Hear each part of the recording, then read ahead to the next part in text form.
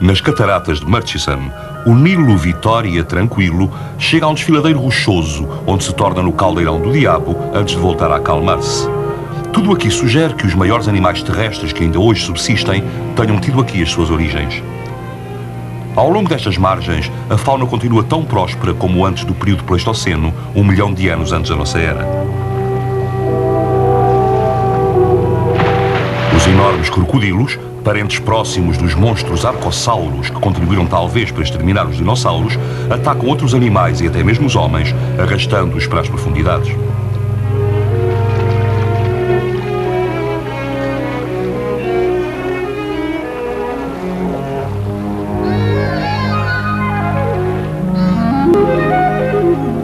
A fim de estudarem estas margens interiores de África, que circundam um dos maiores sistemas aquáticos naturais do mundo, os homens do Calipso deslocaram-se até às nascentes da rede de rios e lagos que sulcam o Vale do Rift.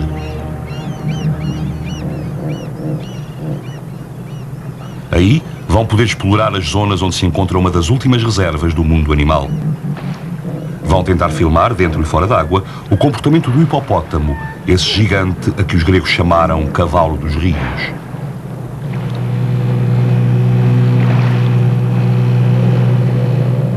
O hipopótamo é geralmente um animal tranquilo, mas se o provocam, pode transformar-se numa massa furiosa de cerca de 3,5 toneladas. A equipa do Calipso vai mergulhar com os hipopótamos. A odisseia submarina da equipa Cousteau.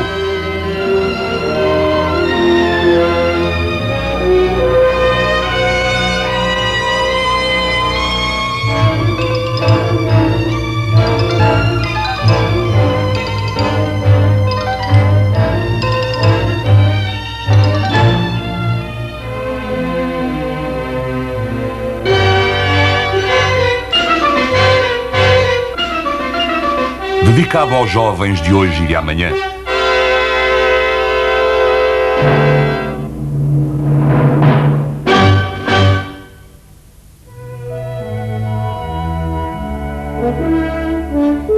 Hipo, hipo.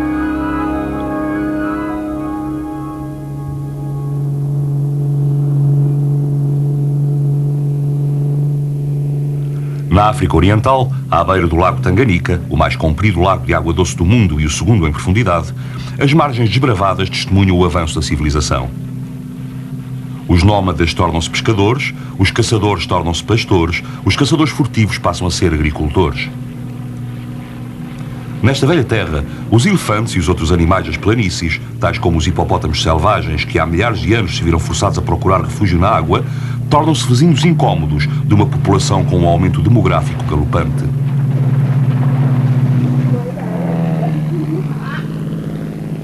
As tribos que outrora eram nómadas estão hoje dependentes da água e de campos de cultivo. A coexistência tornou-se difícil entre os habitantes e a vida selvagem porque ambos são utilizadores das mesmas artérias fluviais das quais as suas vidas dependem.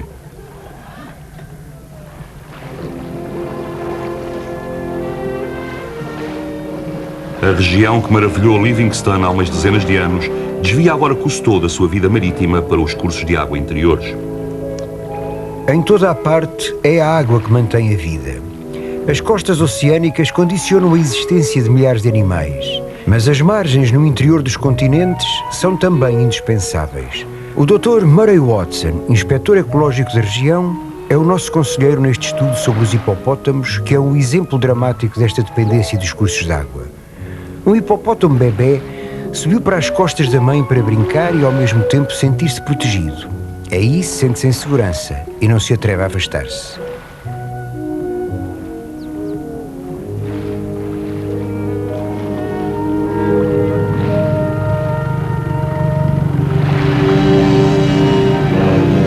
Na margem, um crocodilo com 5 metros de comprimento.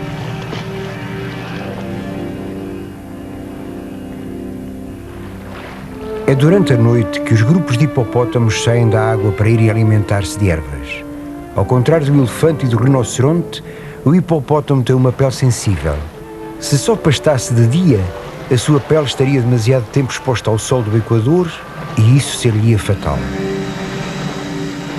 Em terra, o crocodilo deixa-o passar. Do alto do miradouro, o Michel Deloire vai tentar filmar o comportamento de um grupo de hipopótamos.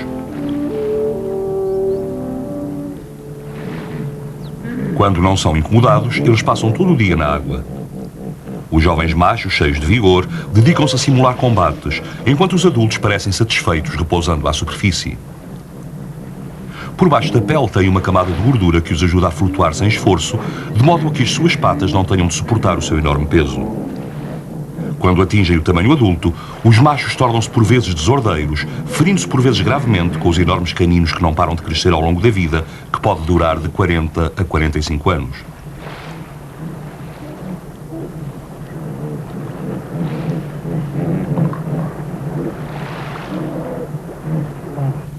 O Michel consegue um grande plano das narinas do hipopótamo no momento em que ele expira e se prepara para mergulhar. Ao lado, Cousteau e o Dr. Watson. Now, it is my belief that 1,000 years ago, maybe a little more, hippo spent much O more Dr. time Watson crê que during the outrora day os feeding, hipopótamos but comiam they're com not mais very frequência rapid. durante o They dia, can't run along the ground mas não very conseguem fast. correr com rapidez sobre o They are solo. very good meat. E o hipopótamo é o alimento preferido dos africanos. They love to eat hippo. Lots of fat in it. Very fat. It's their most favorite meat. And so, Por essa razão, tem sido caçado com lanças, arcos e flechas, tornando-se assim cada vez mais notívago.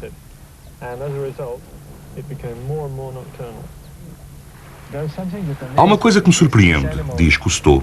Estes animais são herbívoros pachorrentos e, no entanto, possuem esses dois dentes gigantescos. Com que finalidade? Para combaterem entre si, responde Watson. Os machos lutam pela defesa do seu território, pela posse das fêmeas, ou seja, pelo direito à reprodução. Atacam também qualquer inimigo que surja no seu caminho, por exemplo, na água, os crocodilos.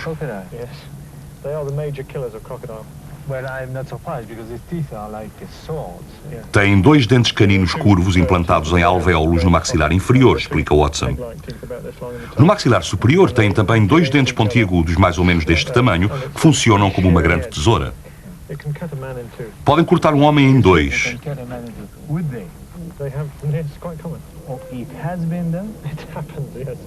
E isto pode muito bem acontecer a qualquer um da vossa equipa.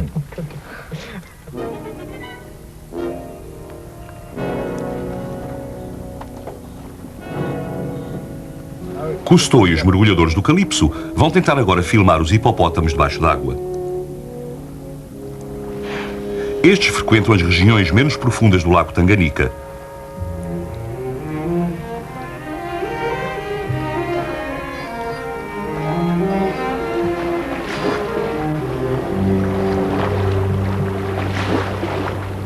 Para prevenir um possível ataque, utiliza-se uma vara equipada com um cartucho de caça.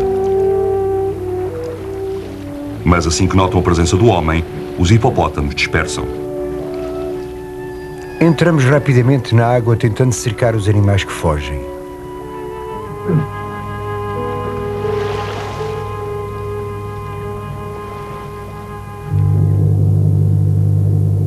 Enquanto nos esforçamos por filmar, somos surpreendidos pela rapidez com que um hipopótamo pode correr no fundo do lago.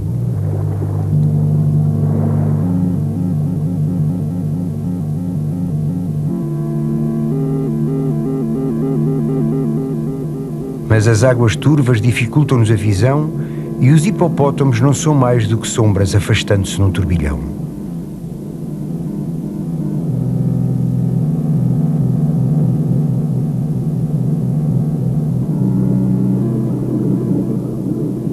À procura de águas mais claras, os mergulhadores encontram uma serpente aquática de África, a cobra d'água, cuja mordedura é mortal.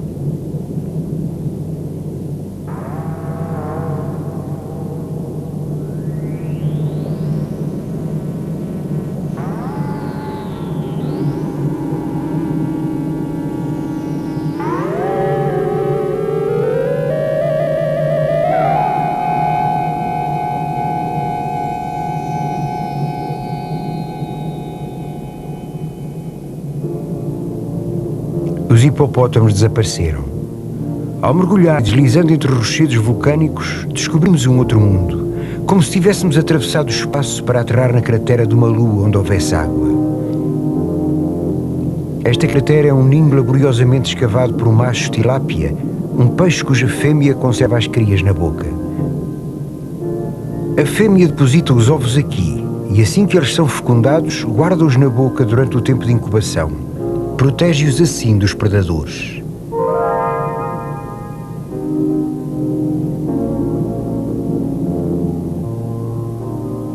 Depois de nascerem, as crias saem da boca da mãe.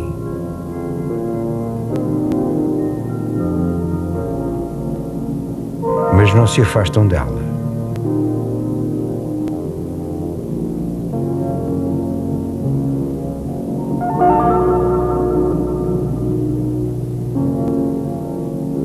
Quando sentem que há perigo, voltam a acolher-se rapidamente à boca materna.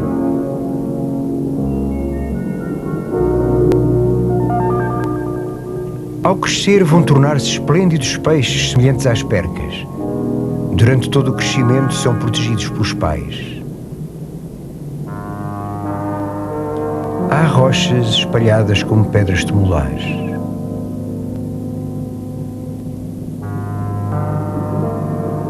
Ah, pobre crocodilo, talvez te tenhas aproximado demais de um hipopótamo enraivecido. Ou terás tentado morder uma cria de hipopótamo com estas grandes mandíbulas? Crocodilo, que foste outrora adorado como um deus no Antigo Egito, parece que caíste do teu pedestal.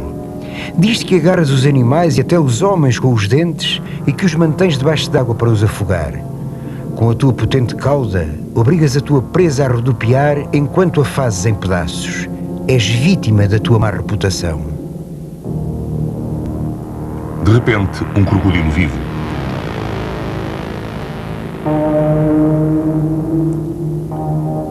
A vara é utilizada simplesmente para empurrar e afastar o animal.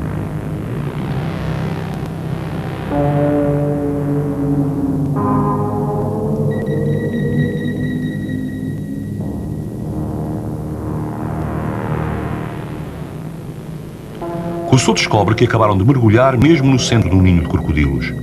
O crocodilo é um animal de sangue frio. O seu olhar é inexpressivo. É impossível prever as suas reações.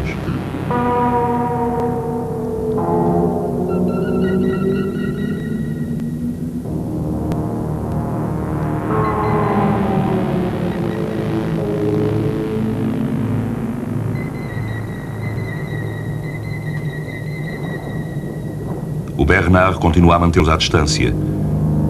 Mas nós viemos aqui à procura dos hipopótamos e não para brincar aos heróis. E Cousteau dá por terminado o mergulho.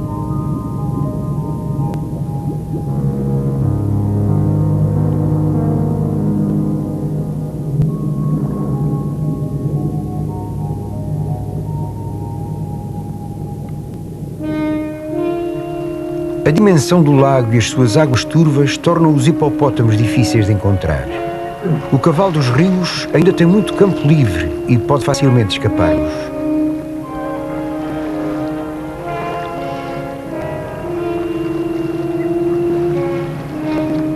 Temos de achar outro meio de nos aproximarmos.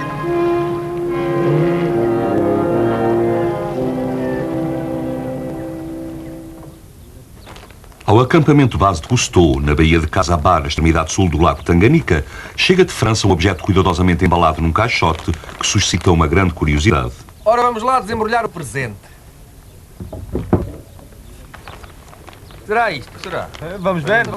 Estou curioso. Não sei o Tem que que é. desembrulhar. Olha, sabrás o que é isto?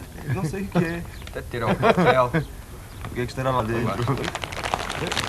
Olha. Finalmente, o objeto é desembalado. Eu nunca tinha visto isto.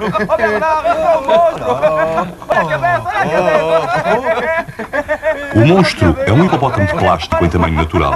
Foi concebido pelo Jean-Charles Roux, no Mónaco.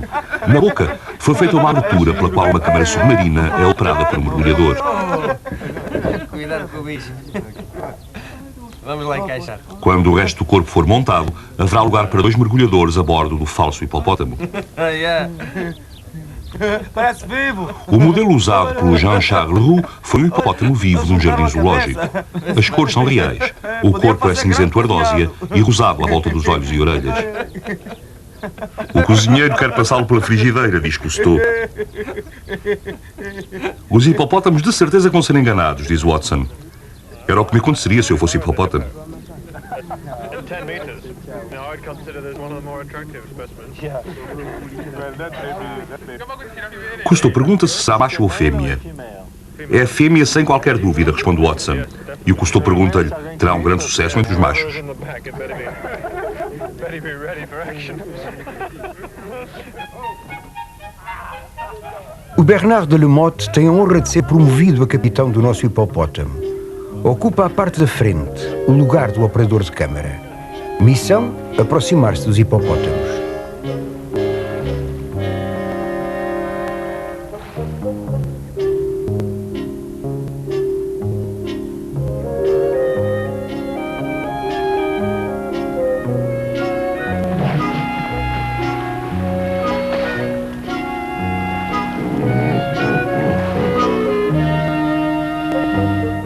Esperamos que, qual cavalo de Troia, o nosso hipopótamo consiga infiltrar-se no grupo.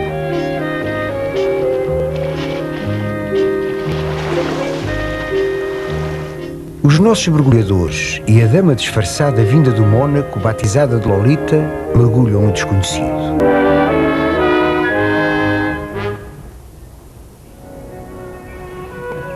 No interior do hipopótamo de plástico, os mergulhadores do Calypso aproximam-se do grupo. Um crocodilo flutua, aguarda e não deixa transparecer as suas intenções.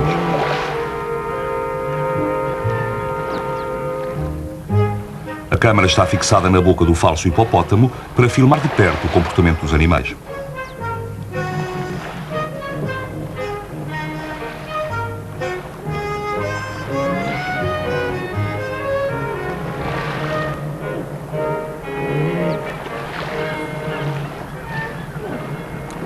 No momento em que os hipopótamos começam a dar sinais de inquietação, os nossos mergulhadores tentam evitar a fuga, escondendo-se na água.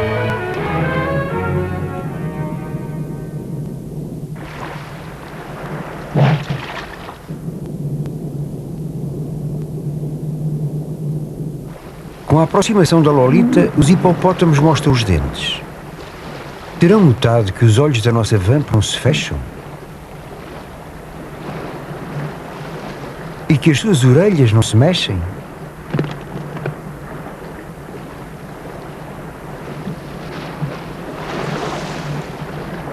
Em vez de se mostrarem curiosos, os hipopótamos recuam desconfiados. Se os nossos mergulhadores os perseguem, sentem-se ameaçados.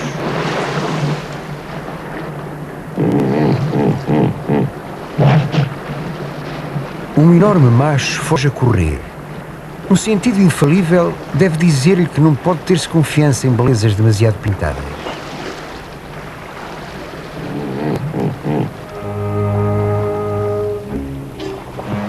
Os mergulhadores sentem-se desencorajados. É como se regressassem de um baile de máscaras com um disfarce ridículo.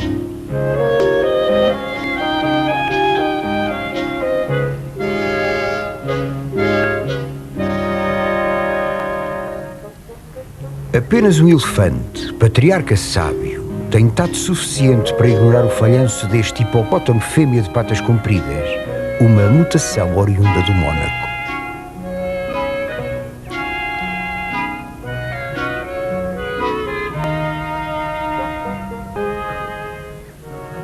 Ao longo da margem do lago Tanganica, Cousteau e o Dr. Watson discutem os problemas que se põem às filmagens nesta região.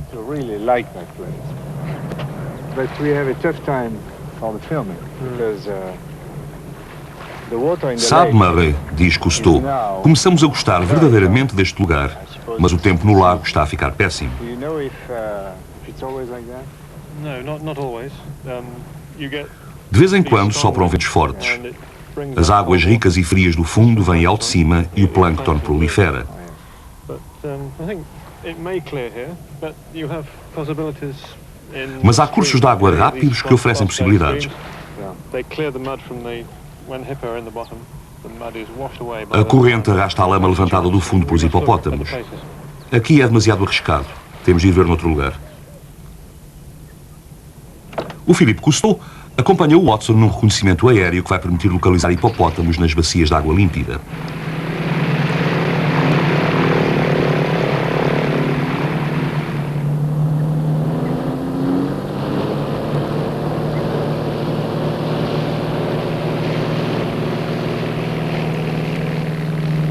Dirigem-se para regiões afastadas no sul da Zâmbia, acima do Vale do Luangwa.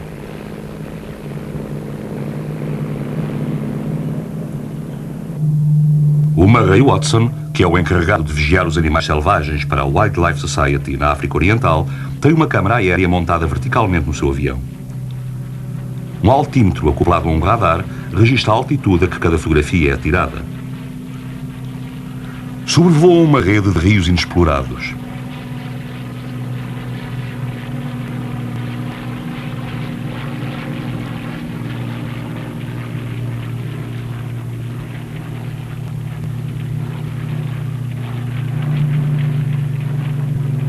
Animais cada vez em maior número são forçados a ir para zonas tampão não cultivadas nas imediações de parques e reservas.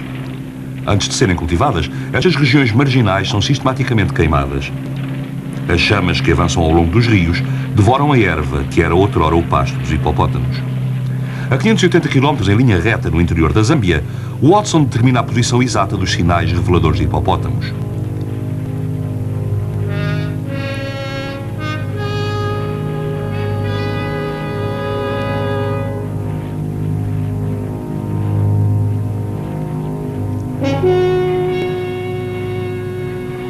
Assinala a presença de colónias de hipopótamos ainda desconhecidas.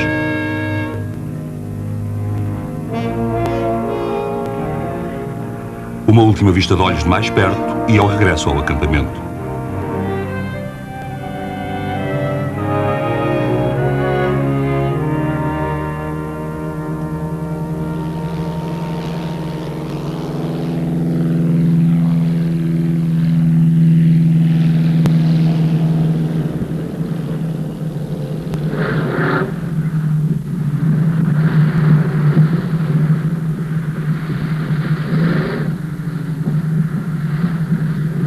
No acampamento base, à beira do Tanganica, Cousteau aguarda o relatório.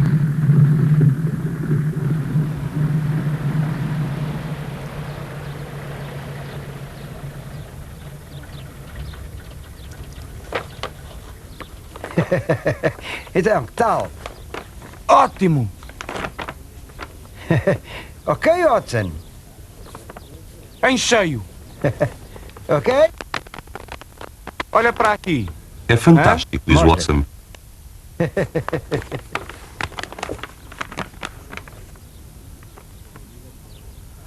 Subimos o Vale do Luangwa. Lá existem bacias de água limpa com hipopótamos, explica Philippe.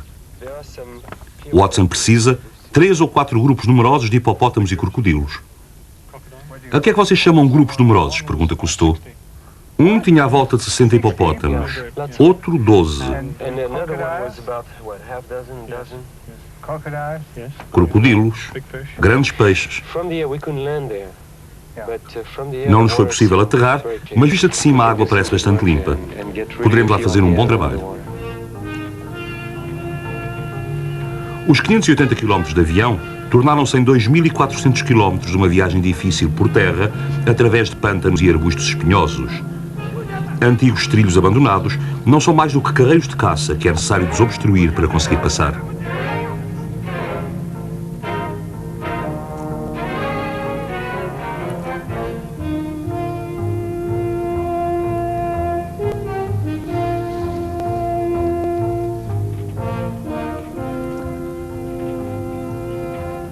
Ao penetrarmos no coração da África selvagem, é possível imaginarmos como deve ter sido o avanço dos primeiros exploradores, desprovidos de engenhos mecânicos.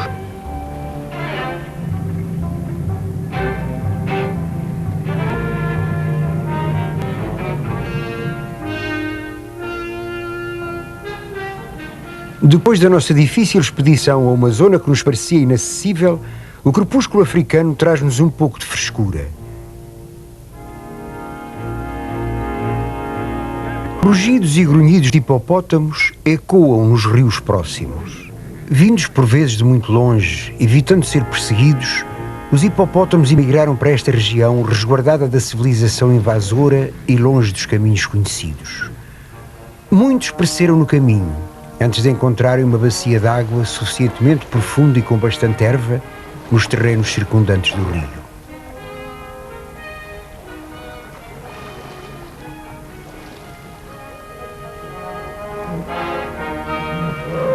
Aqui, onde se fixou a colónia, terminam as nossas buscas. Dezenas de hipopótamos, agrupados em bacias, onde a água é mais ou menos limpa.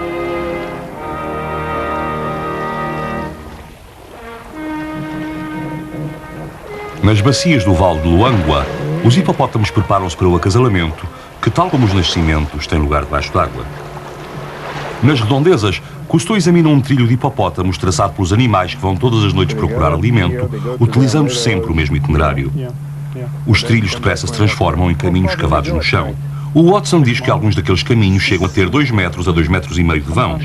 Então é por aqui, diz Cousteau, que eles se dirigem para as pastagens e regressam à água. Até que distância é que eles vão durante a noite? Pergunta o Philippe. Uns 10 km, responde o Watson. Às vezes até mais. Na época seca chegam a ir até 16 km. Se encontram uma boa pastagem a essa distância, fazem uma cova que vão aumentando gradualmente, mesmo em regiões afastadas do rio. Por vezes ficam lá e cobrem-se com lama. Depois de terem consumido entre 180 e 200 kg de erva durante a noite, os hipopótamos permanecem durante o dia sob camadas de lama que os ajudam a manter a temperatura do corpo. Quando estas covas começam a secar, o calor é demasiado e eles têm de regressar à bacia, no rio.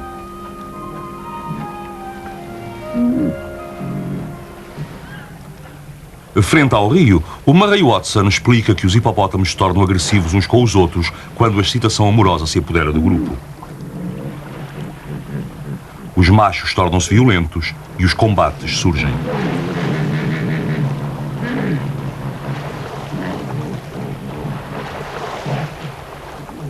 Na época amorosa, os machos adultos, que têm as presas maiores, têm de reafirmar a sua autoridade. Now, there are males, females and babies in the pond. And what's the ratio about? Qual é a proporção entre os machos e as fêmeas? Pergunta Cousteau. O Watson crê que há tantos machos como fêmeas, pelo menos entre os adultos. Mas os machos mais velhos não participam no acasalamento. Como em todos os ongulados, muitos machos nunca chegam a contribuir para a reprodução.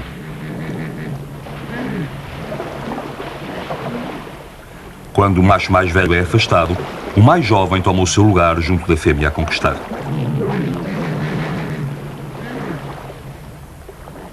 Cousteau preocupa-se com a segurança dos seus mergulhadores.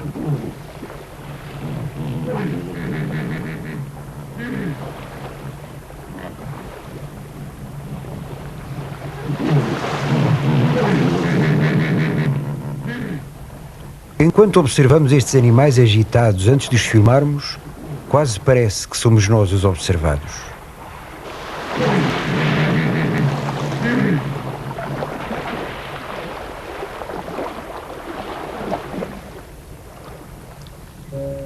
O Philippe e o Guy Joas instalam 2 câmaras numa jangada, uma ao nível da água, a outra invisível por debaixo.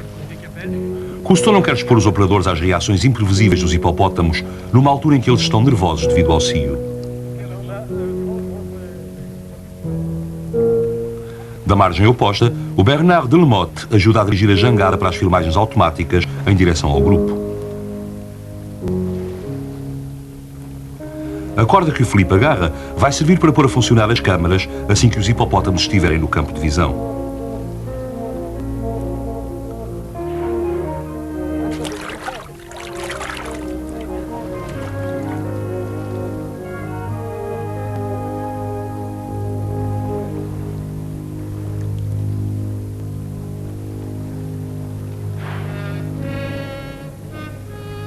Estes animais serão mesmo ariscos? A câmara está quase na posição ideal. Poderemos aproximar-nos um pouco mais?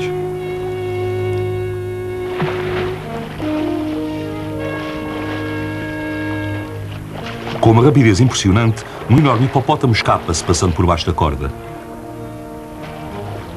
A equipa ainda tem esperança de reter e filmar os restantes.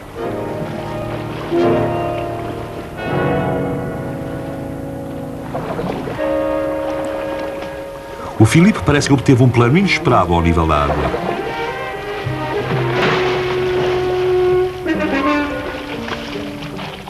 A investida violenta acabou depressa devido às cordas e à jangada. Os animais não podem recuar. Estão no extremo da bacia.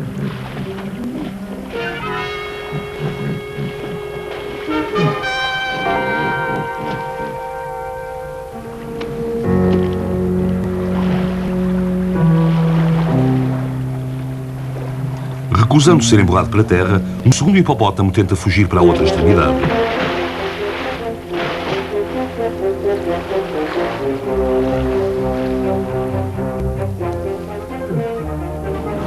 O que ficou, de repente, amedronta-se e sobe a ribanceira.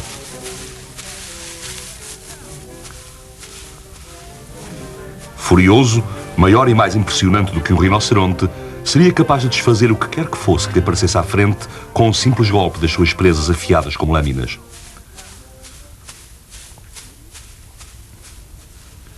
Já não se sentindo ameaçado, o hipopótamo volta à água.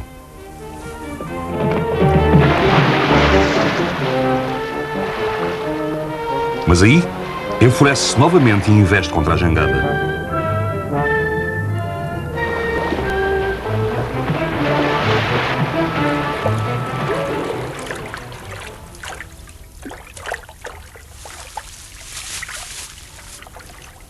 Enrolado na corda, o macho mergulha. O Filipe dá-se conta então de que ele está louco de raiva.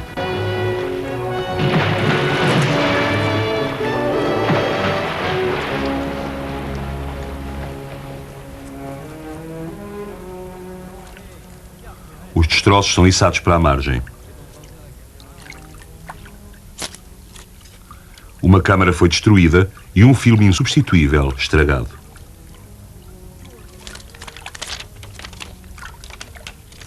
O estratagema para evitar um mergulho perigoso falhou.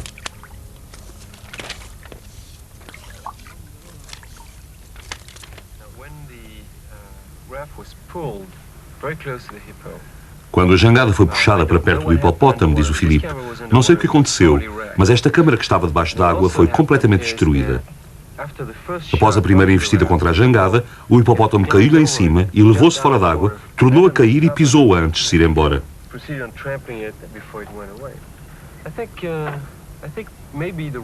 As cordas que mantinham a jangada devem tê-lo assustado e convencido de que tinha caído numa armadilha. Olhem para a espessura deste bocado de plástico partido, diz Cousteau. É bastante sólido, nota Watson. Este plástico, diz o Filipe, é feito para suportar uma pressão de 11 atmosferas, ou seja, 11 kg por centímetro quadrado. E ficou feito em bocados, observa Cousteau. É um animal com uma força incrível. Ah, sim, responde o Watson. Só a cabeça pesa 100 quilos. O animal pode provavelmente deslocar-se debaixo d'água a 20 km a hora. Vocês tinham que ter uma câmara enorme, especialmente blindada, para aguentar este género de ataque. Então, diz o Filipe, temos de ser muito prudentes quando nos metermos na água. Para filmar debaixo d'água estes animais, ao mesmo tempo tímidos e irascíveis, a equipa do Calypso não tem outra solução senão mergulhar com eles.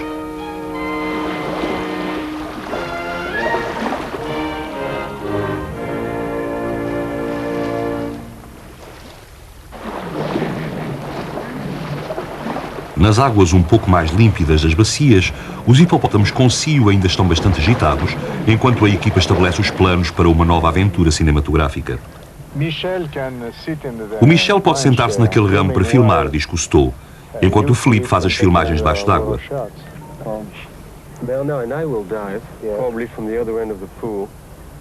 O Bernard e eu vamos mergulhar no extremo da bacia e tentar guiá-los em direção à árvore. O que é que nos pode acontecer? Perguntou Filipe ao Dr. Watson, que responde. Não sei. Penso que eles irão à vossa... Estou a ver que a nossa aventura pode ser cheia de surpresas, observa o Filipe. Uma vez dentro d'água, vão entrar num mundo novo e perigoso, diz o Watson. Nós vamos vigiando, mas cá de cima.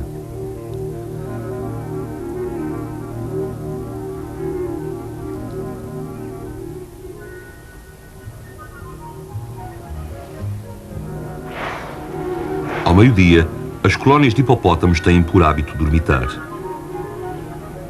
As famílias reúnem-se na extremidade da bacia para repousar as patas no fundo macio e entregam-se a uma cesta ruidosa. Durante esse período, peixes da família dos barbos desenvolvem uma grande atividade. Aplicando a ventosa bucal aos hipopótamos, os peixes livram-nos das algas, das sanguessugas e dos parasitas. É o momento indicado para mergulhar. O Filipe pede ao Watson que lhe indique por gestos onde estão os hipopótamos e exatamente a que distância.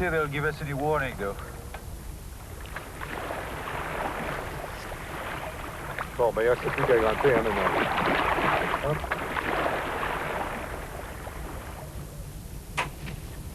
Cousteau e o Dr. Watson vão seguir e dirigir o mergulho do alto da ribanceira.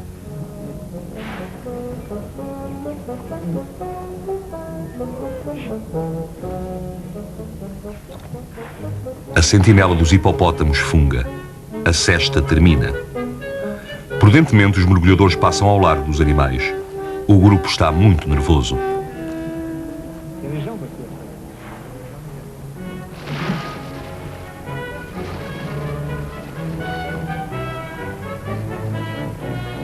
O Filipe e o Bernard esperam que acalmem. Nesta sociedade matriarcal, as fêmeas, mais gordas e rosadas do que os machos, patrulham com frequência o território. Uma fêmea faz uma manobra de intimidação e leva-se para se impor com toda a sua envergadura aos mergulhadores, a fim de os assustar e pôr em fuga.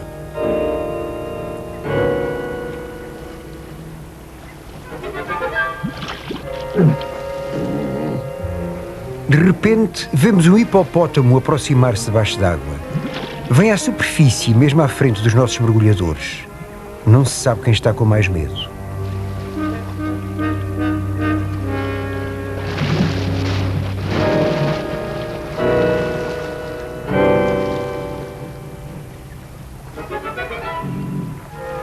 O hipopótamo mergulha e o Filipe segue-o.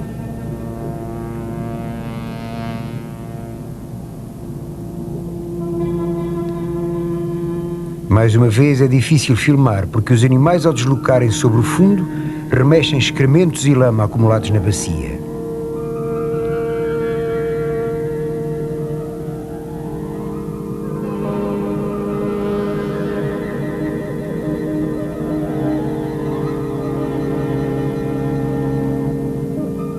Ali, onde há alimento em abundância, há peixes bem alimentados, e onde há peixe, há normalmente crocodilos.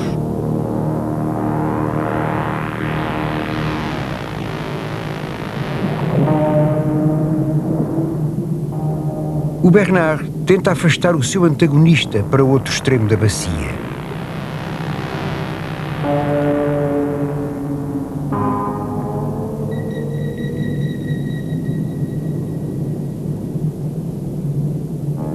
Há muitos hipopótamos nesta pequena bacia. Reina a confusão.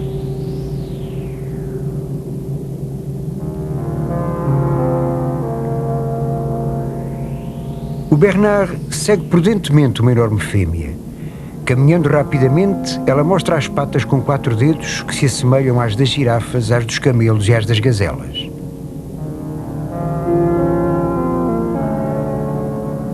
Bruscamente para. Dá a impressão de que vai fazer frente ao Bernard.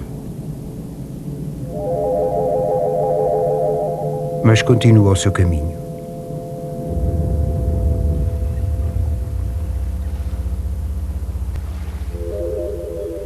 O Filipe e o Bernard dirigem-se lentamente para um grupo de hipopótamos amontoados numa zona de baixa profundidade. Um jovem vira-se para a câmara do Filipe e deixa-se filmar.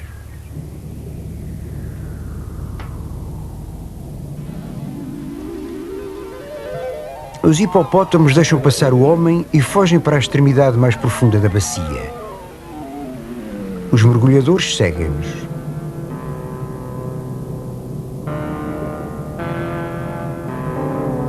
O Bernard passa por uma mãe hipopótamo que foge e não pode impedir-se de acariciar a cria.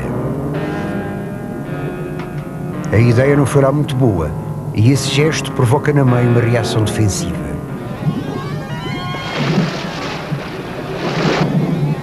Para se juntar à cria, corre com grande velocidade pelo fundo, deixando uma pista bem visível na água.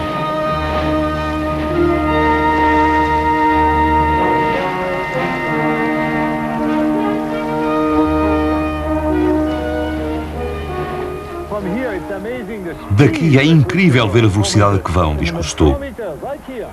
A 4 metros em plena corrente, grita Watson. Mais depressa. Mais depressa e contra a corrente.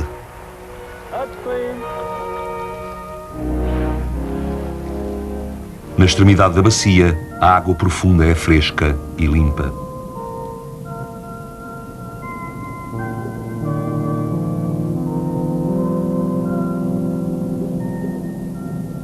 Os peixes esfomeados não abandonam os hipopótamos.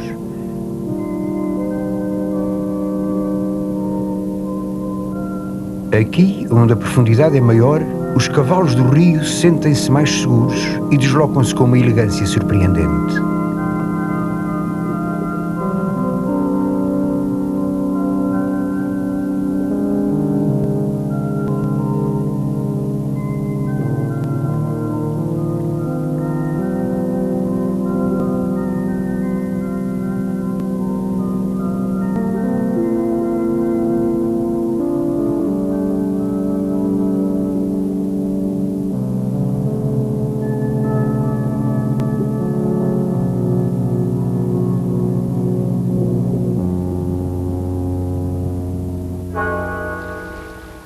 Depois do nosso mergulho, o namoro continua. Como em muitas espécies, um simulacro de combate precede o acasalamento.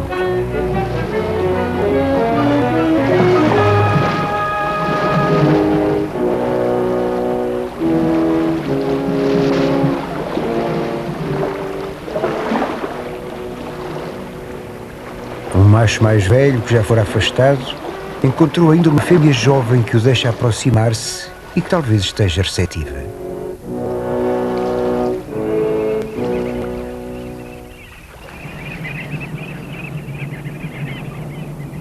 O céu da África fica de repente pejado de milharucos. Estes pássaros atiram-se aos enxames de abelhas que estão de volta às colmeias.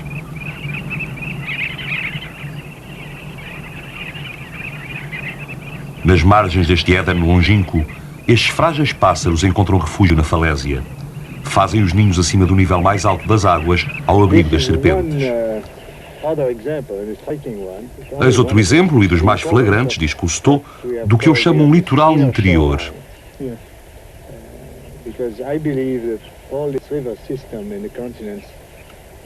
Estes sistemas fluviais no coração dos continentes são qualquer coisa como as raízes do oceano.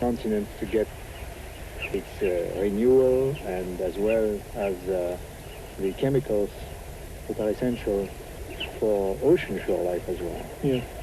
And here in the inner shorelines, aqui, prossegue Cousteau, nestas margens interiores, os hipopótamos, os crocodilos e até os pássaros, tudo o que vive realmente num estado selvagem à beira d'água, tem necessidade para subsistir do sistema aquático, mas está em competição com o homem.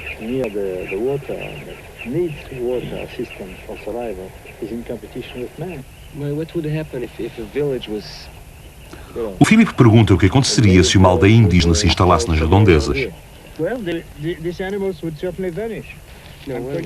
Tenho a certeza, responde Cousteau, que estes animais estavam condenados a desaparecer. Os hipopótamos afastavam-se, diz Watson. O homem e os animais raramente conseguem viver em harmonia à beira de um rio. Haveria gente a vir levar a roupa aqui todos os dias. Arranjavam caminhos, destruíam a falésia. Toda a mudança provocada pelo homem é demasiado rápida, diz Cousteau, enquanto a evolução leva dezenas de milhares de anos ou mesmo milhões para produzir uma nova espécie ou para a adaptar a condições novas. O Watson responde, é verdade, mas com a tecnologia o homem ultrapassou a ordem de grandeza das coisas naturais. Na natureza as mudanças são lentas. Sem tecnologia, os animais foram ultrapassados. Até o solo se retraiu.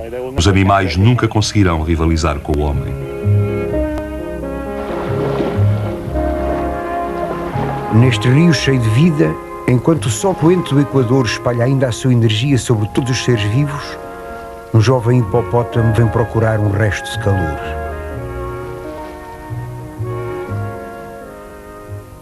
Estas redes fluviais são as raízes do oceano. Têm de ser mais bem compreendidas, amadas e protegidas, pois são o essencial da vida, abençoadas pela junção providencial da terra com a água.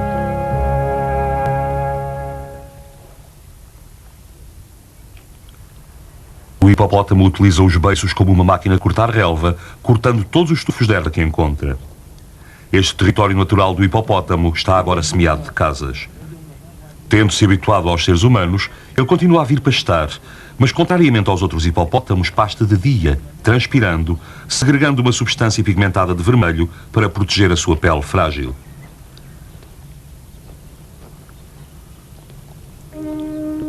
O Bernard, que mergulhou com os hipopótamos selvagens, sabe que um animal pervertido pelo homem é o mais perigoso de todos. Hipo.